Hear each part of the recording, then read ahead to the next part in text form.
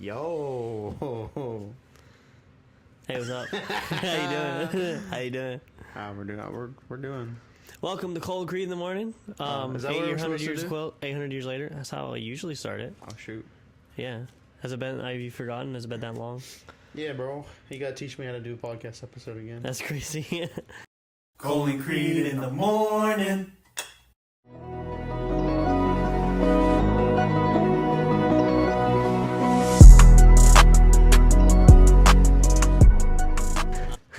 That's crazy, bro. Yeah. I guess we'll jump into the hot takes, you know? Yeah, because I don't have any. Alright, slugs and snails, why? Why? Like, we don't need them, That's so bro. out of pocket, bro. Dude, Just we don't chill. need them, dude! I didn't know what you're talking about. I'm like, that's such like an Why do we need... weird question. Like, slugs and snails, why, bro? Like... To watch them die in salt. Oh, yeah, entertainment. That's the only good thing they're for. Put a little Just salt watch on that them puppy, slowly bro. die. That's so bad, though. It's like, I'm gonna watch this snail die alive. Dude, they're nasty, bro. You ever, like, turn over a rock, there's, like, 8 slugs, you're like, oh, nah. No, but I always saw... Actually, what I saw more than slugs were those, like, little tiny beetle-looking things all the time running around. They weren't beetles, but they were, like, little tiny... Potato bugs? Maybe. The ones that roll up in a ball? Yeah, dude, Yo, those are always on the rocks, Bro, dude. you used to play soccer with them. Like, that little finger That's soccer. crazy. That's crazy. Nature's soccer ball. Nature's soccer In ball. the insect Crazy. world, bro. Hey, yeah, that's pretty wild. That's pretty wild. But no, I don't think we need them. No. Honestly, they just produce a bunch of slime that's unnecessary. No, they're like a food Like- source, for, I guess. I don't know. Sorry They about the plants. one in Monsters Inc. He never got the class. Took him to the end of the year. Oh, Monsters University? Our Monsters I thought you University. were talking about Roz. Roz. Mike Mike Wazowski, Wazowski. you forgot to turn in your paperwork. Don't do it again. Bro, she must have just slept at work. She's like, bro, I can't even go home because it'd take me all night to get there. You know what's crazy? She's a leader of like the CIA or whatever Oh, it was. yeah, that's crazy. Remember? It's I like, do oh, you gotta remember talk that. to The like agency? the agency, Yeah. like the leader of the agency. And they're like, oh, okay. And then it's Roz. I'm like, bro. Yo, that's crazy. Don't do it again. That's crazy. All right. What's the most embarrassing thing you've ever worn? It's crazy. Probably that tutu at church. Remember that? Tutu at church. Yeah, remember Brian made me run up to you and give you a hug while you're on the jump set with it? I still have a video of it. Oh. We were a youth group. Oh, yeah. It was like that rainbow Whose tutu. tutu was that? I don't know. It was just at the church. It's not It's there so anymore. odd, but no, I Not don't there think so. anymore. Think we burned it. We burned I it. don't know what we did to it, to be honest. The most embarrassing I've ever worn. So for some reason, I was weird in middle school. I don't think anybody's normal in middle school. I was extra weird though. But anyways, in 6th grade, I had like a bunch of cat shirts, and so like my thing was wear like a cat shirt, like every certain day. I don't remember. It was like a Tuesday or something. Really? I'm not even joking, bro. That's crazy. I'm not even joking, dog. I don't This is even crazy. remember this. And so my sister like brought home this like neon yellow shirt, Oh nah. dude. Oh nah. And she had the this glitter. No, it was like a golden paste like that you can put on shirts and it'll like harden. And, yeah, it was. So guess what Cole decided to do with his really sloppy handwriting? I wore that yellow shirt and I drew on it. I wrote cat shirt on it. Yo. But here's the thing: I put a K instead of a C. I did that on purpose. I knew how to spell cat. I 100% knew how to spell cat. But I thought it was funny to put like a KAT shirt. It was and I worked at school once, and everybody's like, "What the heck? Like, what the heck is this? Like, what's going on here?" And I'm like, it's funny, and no one thought it was funny. That's crazy. That's the most embarrassing. It was either that or the tin can costume I had to wear for the church Christmas play. That is crazy. That was so bad. That was clean. I was clean shaven. yo. I was clean shaven, Yeah, that was pretty crazy. it was- I remember that. bro. It was That was crazy. Alright. Yo. Bro, as I remember, bro, whatever part I was playing, bro, I was behind you. Oh, dude, bro, the back wouldn't even like close. Oh, bro, it wasn't so big bad. enough. Bro, It was freaking. it's so bad. It was bad, dude. It was so bad. All right. This is this might get us canceled. No, what? What are you I'm about to just say, kidding, bro? How do people not know that their butt cracks are hanging out? You're in school, like, all right, POV, you're in school, you're eating at the lunch table, you look like 2 tables away, somebody's got their crack, like, hanging 5 inches out of their pants, bro. I'm like, how do you not feel that?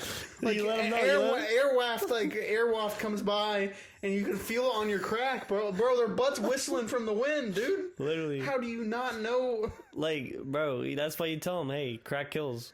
You gotta let them know. Crack does kill, dude. But, like... You drop a penny down there, and then they find out real quick. Yo, shit. You drop a penny down there. That's what you do. All right, listen. This is what you do. If you ever go around and you see that, and you're like, bro, this is like, I don't want to look at that. Just drop a penny down there. They'll pull their pants up real quick. Trust, bro.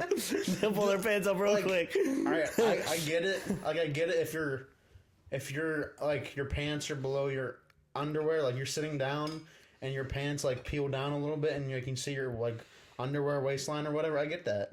No, you no, can't, these you can't feel that. No, You some can't feel people, that. some people have like their butt hanging out plus their back because their shirt's like halfway up their back, and they're just oh yeah, like, you know, like, how do you not feel that?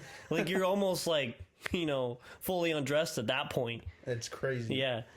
But like people with their cracks out, how do you not like, bro? I'm gonna take some caulk and just like seal that John up. For real, bro. Never get your pants off again. Bro, it's crazy. All right. This is the last hot take. It's not even a question. It's just a statement. Skechers age demographic. It's wild. Yeah, bro. it is wild. Like They always you stay in got- business. Yeah, bro. You got Yeah. people learning how to walk, and they want the light up like Lightning McQueen shoes. Ka-chow. You got the light up shoes, and then you got people like trying to still be able to walk with a walker. This is true. So you got like little kids and old people with a walker. It's true. Little kids want the lights. The old people want the memory foam. Hey, they can try as hard as I can, but, you know, Jesus still holds the keys of life and death. So What was that to do with Skechers? I mean, so amen. they're branding, you know, new life, you know, the death, you know, dying sneakers. All right, whatever. All right. I just send them a reminder, you know, they get surpass Jesus, you know what I'm saying? Surpass Jesus. You know? All right. Whatever. I'm not acknowledging this. We're in 1 Samuel 14. Seems like an eon that we've been in Samuel. Yeah, I don't think we're ever gonna get through Samuel. Yeah. We might cut Samuel off. Yeah, we've only made it to We'll find a 14, good spot, stop and it. it's almost been a whole year of doing the podcast. Yeah, we made it through 2 books. No, Through not Jonah. We even made it 2 through books. Jo- We made it through 1. That was Jonah. That's crazy. It took 3 episodes. 4, bro. No, it didn't. Not 4. It's 4 3. chapters, bro. Yeah, well, we did it really fast. All right, we're reading stuff. All right, lock in, Trizzies. All right, because it's 3 pages long. Lock in. That same day, Get comfortable. I'm getting comfortable. That same day, verse 1. That same day, Saul's son Jonathan said to the attendant who carried his weapons, "Come on, let's cross over to the Philistine garrison on the other side." However, he did not tell his father. Saul was staying under the pomegranate tree in Migron, on the outskirts of Gibeah. The troops with him numbered about 600. Ahijah, who was wearing an ephod, was also there. Sorry, I had to. You're gonna have to edit that burp out, bro. Hey, AI editor, can you do that for us? He was the son of Ahitub, the brother of Ichabod, son of Phinehas, son of Eli, the Lord's priest at Shiloh. But the troops did not know that Jonathan had left. There were sharp columns of rock on both sides. The pass that Jonathan intended to cross to reach the Philistine garrison.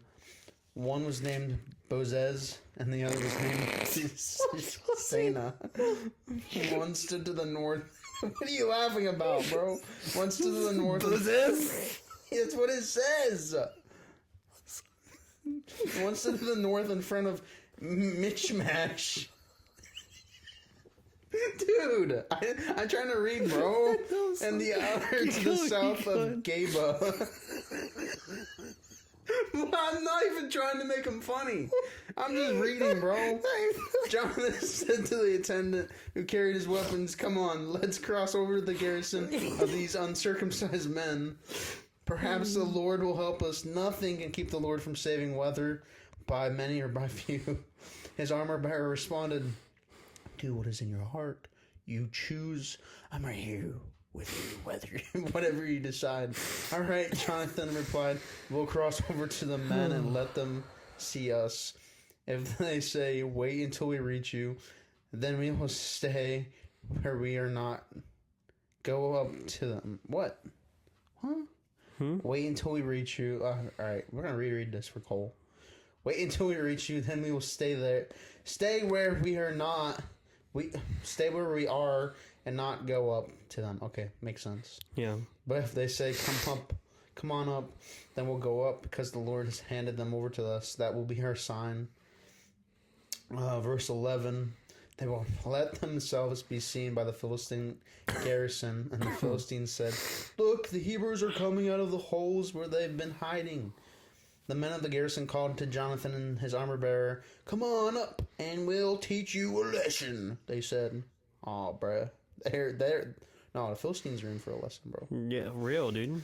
"Follow me," Jonathan told his armor bearer, "for the Lord has handed them over to Israel." Jonathan climbed up using his hands and feet with his armor bearer behind him. Jonathan cut them down, and his armor bearer followed and finished them off. In that first assault, Jonathan and his armor bearer struck down about 20 men in a half-acre field. That's crazy. There's a lot to read. Yeah. Oh, I didn't know brother was cranking out on the phone. That's probably harder too, because it's like condensed your screen. Terror spread through the Philistine camp and the open fields to all the troops. Even the garrison and the raiding parties were terrified. The earth shook. The terror spread from God. When Saul's watchmen in Gibeah and Benjamin looked, they saw the panicking troops scattering in every direction. So Saul said to the troops with him, "Call the roll and determine who has left us." They called the roll and saw that Jonathan and his armor bearer were gone. Saul told Ahijah, "Bring the ark of God." For it was with the Israelites at that time. While Saul spoke to the priest, the panic in the Philistine camp increased in intensity. So Saul said to the priest, "Stop what you're doing." Saul and all the troops with him assembled and marched to battle. And there the Philistines were fighting against each other in great confusion. That's crazy. A lot of times in the Bible we see the enemy fighting themselves in confusion. I know, it's crazy. There were Hebrews from the area who'd gone earlier into the camp to join the Philistines, but even they joined the Israelites who were with Saul and Jonathan. When all the Israelite men who had been hiding in the hill country of Ephraim heard that the Philistines were fleeing, they also joined Saul and Jonathan in the battle. So the Lord saved Israel that day. The battle extended beyond Beth-aven. And the men of Israel were worn out that day, for Saul had placed the troops under an oath. "The man who eats food before evening, before I have taken vengeance on my enemies, is cursed." So none of the troops tasted any food. Everyone went into the forest. There was honey on the ground. When the troops entered the forest, they saw the flow of honey, but none of them ate any of it because they feared the oath. However, Jonathan had not heard his father make the troops swear the oath. He reached out with the end of his staff he was carrying, dipped it into the honeycomb. Then he ate the honey. He had renewed energy. Then one of the troops said, "Your father made the troops solemnly swear, 'The man who eats food today is cursed.'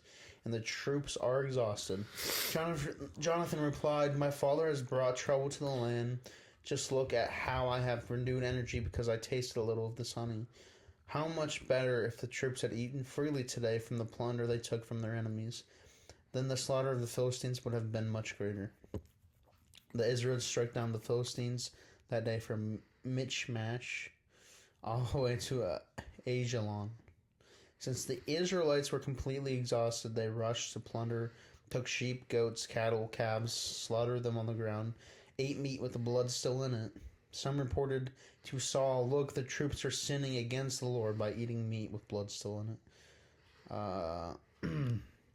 Saul said, "You have been unfaithful. Roll a large stone over here at once." He then said, "Go among the troops and say to them, 'Let each man bring me his ox or his sheep. Do the slaughtering here, then you can eat. Don't sin against the Lord by eating meat with blood in it.'" So every one of the troops brought his ox that night and slaughtered it there. Then Saul built an altar to the Lord. It was the first time he had built an altar to the Lord. All right, you can go at 36. All right, cool. Saul said, "Let's go down after the Philistines tonight and plunder them until morning. Don't let even one remain. Do whatever you want," the troops replied. The priest said, "Let's approach God here." So Saul inquired of God, "Should I go after the Philistines? Will you hand them over to Israel?" But God did not answer him that day. Saul said, "All your leaders of the troops, come here. Let's investigate how this sin has occurred today. As surely as the Lord lives, who saves, is real, even if it's because of my son Jonathan, he must die." No one of the troops answered him. So he said to all Israel, "You will not be on one side, and my son Jonathan, will be on the other side." And the troops replied, "Do whatever you want." So Saul said to the Lord, "God of Israel, why have you not answered your servant today? If the unrighteousness is in me or in my son Jonathan, Lord God of Israel, give Urim. But if the fault is in your people Israel, give Thummim." Jonathan and Saul were selected, and the troops were cleared of the charge.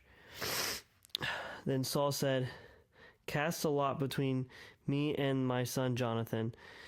And Jonathan was selected. Saul commanded him, "Tell him what you did." Turn the page. Jonathan told him, "I tasted a little honey with the end of the staff I was carrying. I am ready to die." Saul declared to him, "My God punish me and do so severely if you do not die, Jonathan." But the people said to Saul, "Must Jonathan die? He accomplished such a great deliverance for Israel. No, as the Lord lives, not a hair of his head will fall to the ground. For he worked with God's help today." So the people redeemed Jonathan, and he did not die. Then Saul gave up his pursuit of the Philistines, and the Philistines returned to their own territory. When Saul assumed the kingship over Israel, he fought against all all his enemies in every direction, against Moab, the Amorites, Edom, and the king of Zeboiah, and the Philistines. Whatever he turned, he caused havoc. He fought bravely, defeated the Amalekites, and rescued Israel from those who plundered him. Saul's sons were Jonathan's, Ishivi, and I don't even know how to say that. Melisheba. I don't know how to say that. Looks like Malchishua. Malchishua. The names of his two daughters were Merab, and the firstborn, and Michael the younger. The name of Saul's wife was Admonium, daughter of Amaziah.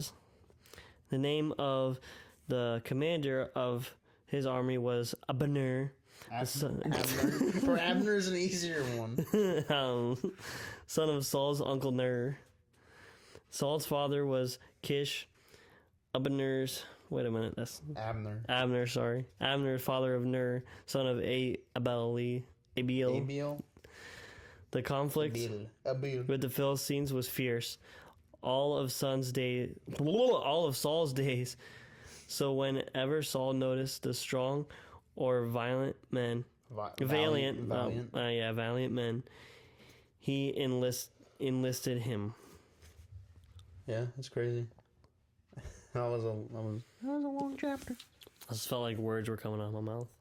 That's what they were. Yeah. Correct or not correct? Yeah. This is what I I felt said like. a couple incorrect things. So. I said a lot of incorrect things. Bozezes. So the first thing I have is Jonathan said, "Let me turn into Rambo mode real quick." Rambo mode. Bro went to the Philistine garrison and said, "Let me take on a couple guys." Literally. He said, "The Lord will protect me." The Lord's got me, bro. I ain't worried. No. He's like, I ain't worried about nothing. Jonathan turned into Rambo on God's behalf. Literally. If God wasn't there, bro, Jonathan would be dead. So God gives us Rambo powers. That's what we're trying to say on this podcast. Rainbow, yeah. If you don't get anything today, Not Rainbow, sorry, Rambo. I said Rainbow. If you don't get anything out of this podcast today, just know that ask God to let you be Rambo. Yeah.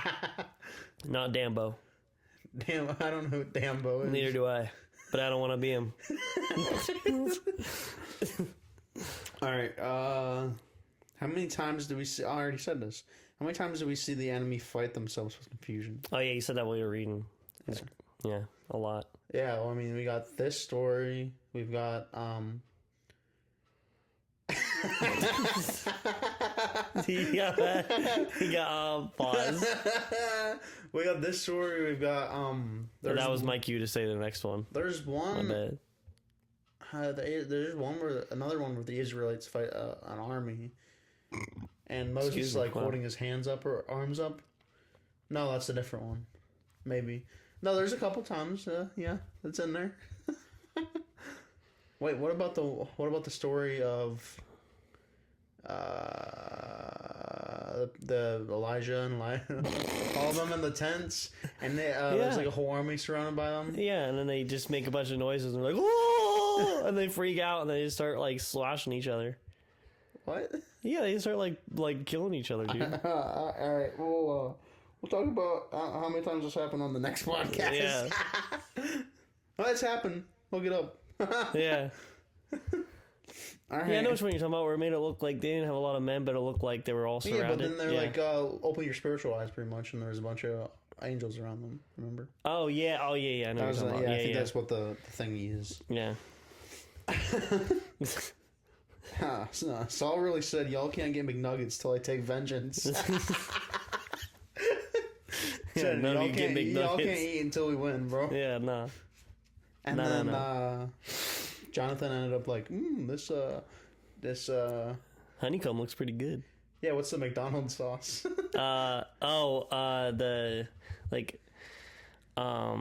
The sweet and spicy sauce is that you're talking about, or the sweet and whatever sauce? Well, there's like McDonald's special sauce. What is it called? Big Mac sauce. Oh yeah, Big Mac sauce. He's like, oh, Big Mac sauce. Let me have some of that, bro. Y'all can't even know what big sauce is. I mean, dang it, not big sauce, big whatever. Also, eating meat with blood in it is, in my opinion, still a no-no. Like Eating meat with blood in it. Yeah, it just kind of weirds me out. If the meat still has blood in it. You know? Yeah, like if it's not cooked all the way, or you like No, straight like raw. if the meat was just like still had blood in it, and I ate it. Like Yeah. the blood juice. He said, I mean, it doesn't hurt you though. No, You can eat it. no, it's like it's old Levitical law. Like everything. There's a lot of people that say like, oh, you should follow all the laws in the Old You know Testament. that remind me of? Remember that guy who was reading the Bible and it's like when the Lord convicts you of something in the Bible and he goes and it says, "Oh come on!" It says, "I can't Boil a baby goat. Yeah, I can't boil a in its own baby milk." goat in his own milk. I was gonna do that today." And then everybody in the comments is like, "Oh, that's under the old law. You can still do it because of Jesus." This is crazy, bro. Yeah, I like how if you talk to a person that's not a Christian, and they're like, if you have I have a tattoo. Somebody came up to me and was like, "Yo, why do you have a tattoo?" And I was like, "Cause it's cool." And he's like, "Isn't that sin?" I'm like, "No." No, And Jesus he's like, has a tattoo. "Doesn't the Bible say not to like mark your body or anything like that?" And I was like, well, it's one, that's an old law, like in the Old Testament, and two, that's like referring to. You remember that story where he's either Elijah or Elisha? I always get the two confused.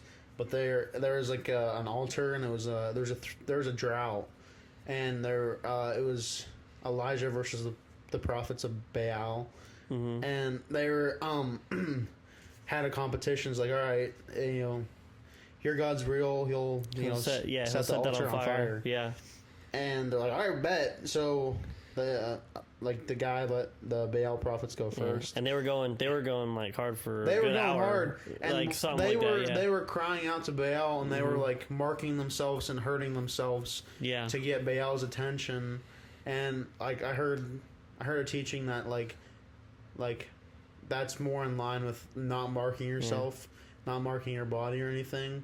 So like cutting and anything like that. Yeah, and then Elijah's just sitting there up against a rock, like maybe your God's pooping. Yeah, that's crazy. Maybe he's asleep. Maybe he's asleep. But like that whole thing is, and I think that whole don't mark your body with anything. I think that's in reference to like false gods or anything. Like getting 100%. God's attention. Yeah. Jesus is gonna be tatted up, bro. Yeah, bro. Jesus got a tattoo on his thigh, bro. Right thigh, bro. Either that or it's them heat stamps, Heat stamps. Branded. Oh! He's branded. Branded. He's trademarked. That's what it is, Brandon. Yeah. Heat up. They also cool down the brands, like the metal brands you stamp on animals. They freeze them. They'll freeze them and do it. Dang. And it actually numbs the area where they're doing it, but it also is strong enough to leave a mark instead of. Dang good. The heat hurts more than the. I've never been numbed before, but that sounds pretty awesome. I want to try it. No, you don't want to be Brandon, dog. That's crazy. That's crazy. But anyway, so what I was saying before we go on the side, a lot of people say like, oh, like a lot of unbelievers go like, oh, isn't that like a law? You can't break that. Like you can't. Like, why are you eating pork? Like, why can't we eat pork today? Well, Jesus came to fulfill the old law. Like, the only thing 100%. The only thing we take from the Old Testament that's considered like laws or the Ten Commandments, like the moral commandments. Everything else is like, don't do this, don't do that. Right. And the only thing we take from the Old Testament in that regard, just to say, is the Ten Commandments. But yeah. Yeah. So yeah, you can boil a goat and then eat it. Yeah, you can. If you want to. But I don't know why you'd want to boil it You in can't milk. eat meat with blood in it if you want to. I don't know why you would want to. You can do it if you want to. You can do it if you want to. You can do it if you want to. Alright. Yeah. Now I have a psalm lined up too. Dude, me too. Yo, actually, I do too. What's your psalm? 120. You read your psalm, bro. Alright, bet. Yes, this is Psalm 120, yo.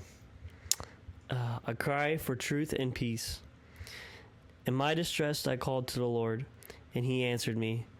Lord, rescue me from my lying lips and a deceitful tongue. What will he give you? What will he do to you, you deceitful tongue? A warrior's sharp arrows with burning charcoal. What mystery that I have stayed in Meshach, I can't say that right, but that I have lived among the tents of Kedar. I have dwelt too long with those who hate peace. I am for peace, but when I speak, they are for war. That's crazy. That's pretty deep, bro. Especially like the first part, dude. Mine's pretty deep, bro.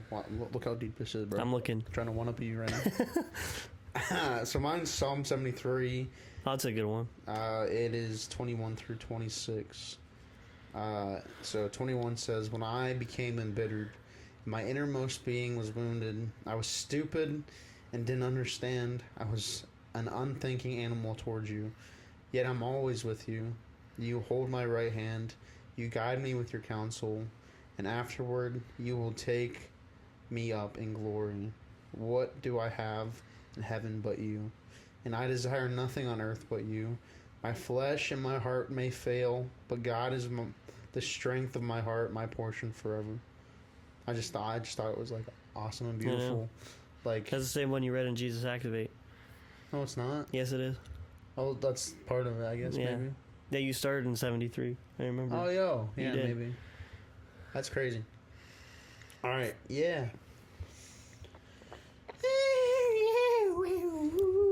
Yeah, put autotune on that, bro. Autotune? That's crazy. You know what's crazy about autotune, bro? You know, like when Doesn't tune your it voice. first came out, everybody was like hating on it so bad. Now everybody uses Oh yeah, it. no, everybody was hating on it so bad. Like when everybody heard T-Pain use it, they're like, "What is that crap, bro?" And then like, because I remember just some like random, just Well, some T-Pain random. can actually sing. Well, yeah, but listen, this was just like a random conversation. Like I was young, you know, I was probably about like 13. Yeah, like 12 or 13 had to have been, because that's when like autotune started like really popping out, and everybody started using it. And so I was on my grandma's porch, and like all my family's talking, and it's like my mom and my cousins and stuff, and they're like, yeah, we're so ticked, like even like lead singer of rock bands are starting to use it now, and it like sounds so crappy on them. Like they were just going on a huge rant about autotune. But now like nowadays it's like autotune is like so, it's so advanced to the point where it can make like, if you're bad at singing, it'll make you sound like the world's greatest singer, dude. It's absolutely crazy. Yeah, it's wild. Because now they have I saw like, well, because I do a lot of producing stuff, and I look at like whenever new stuff comes out on FL, because they like shoot you like texts and stuff about like what new stuff comes out.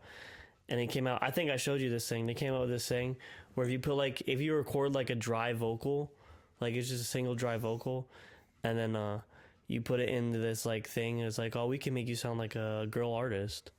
Remember that? Remember I showed you that? Or you can make it sound crazy, like, yeah.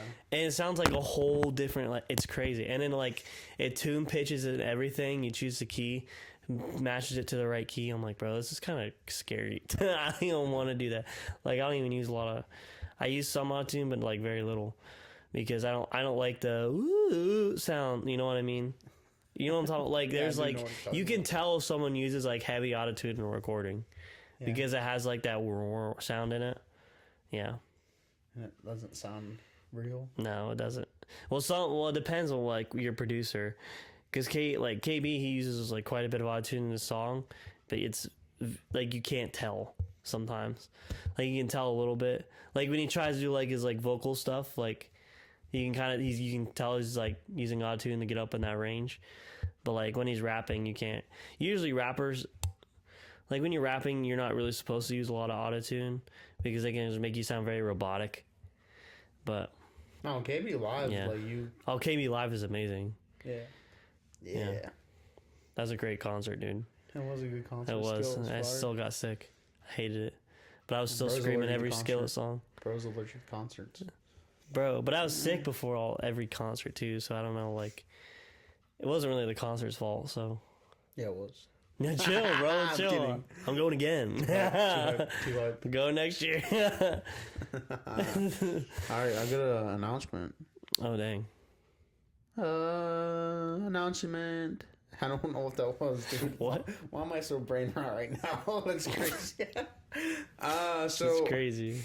I have a idea of doing like a mini series on the podcast about doing like just getting into the like nitty gritty weird stuff of the Bible. So whether that be like giants, fallen angels, maybe dinosaurs in the Yeah. Bible and stuff like that, creation, evolution, I know exactly where to start. We talk about fallen angels, bro. Genesis Yeah, in the beginning. in the beginning. Even after that, bro, I know where, in the days of Noah. Oh yeah.